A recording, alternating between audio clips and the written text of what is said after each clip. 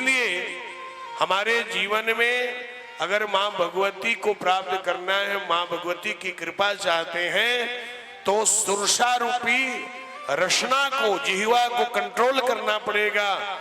अपने जीवन में सिंहिका रूपी ईर्ष्या को समाप्त करना पड़ेगा और लंकनी रूपी दुर्भावना को हमें व्यवस्थित करना पड़ेगा, दुर्भावना को सद्भावना में परिणित करना पड़ेगा। लेकिन श्री हनुमंत लाल जी जब चलते हैं भक्ति के मार्ग में, तो एक और आता है जिसका नाम है मैनाक पर्वत। हनुमान तिहि परसा कर पुनि कीन है प्रणाम, राम काज कीन्हे बिनु मोहि कहाँ विश्राम। ये मैनाक क्या है? मैनाक है आपके जीवन में आपके रास्ते को बाधित करने वाला स्वार्थ, है ना।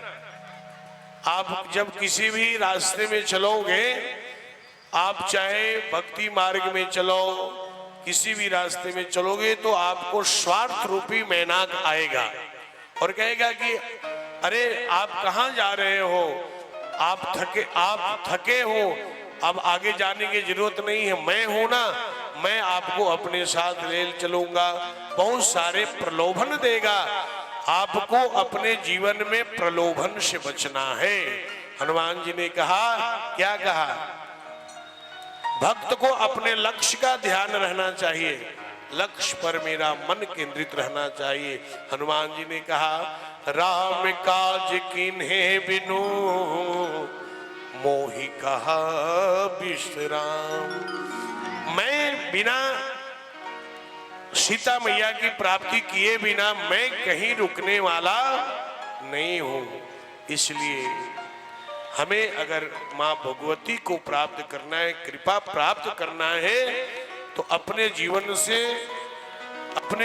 से सुरसा, सिंहिका, लंकनी और मैनाक पर मुझे ध्यान रखना चाहिए। और जब तक इन लोगों पर ध्यान नहीं रखेंगे, तब तक हम मां भगवती के मंजिल तक, मां भगवती की कृपा का हम पात्र नहीं बन पाएंगे, है ना।